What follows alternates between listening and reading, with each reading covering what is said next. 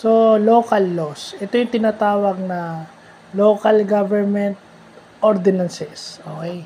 Ito yung mga batas na ini-implement sa ating mga lugar. No? Whether tayo city o bayan. Okay? Kaya dito sa Bacoor, di ba? Sa Bacoor, meron tayong mga ordinansa dito. City Government of Bacoor Ordinances. So, yung mga ordinansang yun, dito lang sa buong Bacoor ini-implement. No? Pag lumabas ka ng Bacoor, iba na yung rules nila. So, yun ang ibig sabihin niya.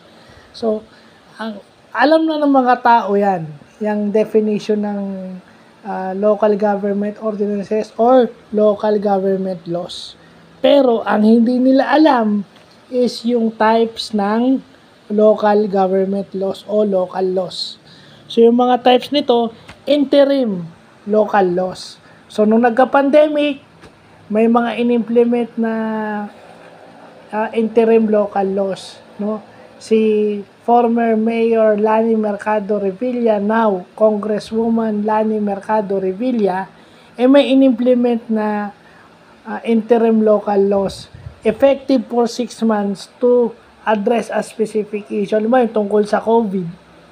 So, nung humupa na yung COVID, nawala na yung epekto ng medyo bumaba na o halos nawala na epekto ng COVID, na ano na rin yun, medyo nawala na yung effectivity nung interim local laws. Kaya nga interim kasi up to 6 months or hanggat nandyan yung pandemic o hanggat nandyan yung issue na hindi pa na-address nung dapat niyang i-address. Yun yung interim local laws. Okay?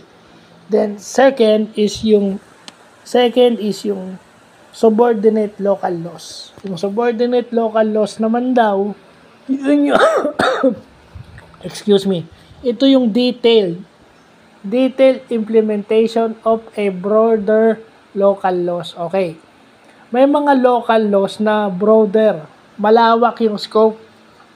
Malawak siya, hindi mo siya mahimay kung para saan siya kasi napakalawak ng sakop niya.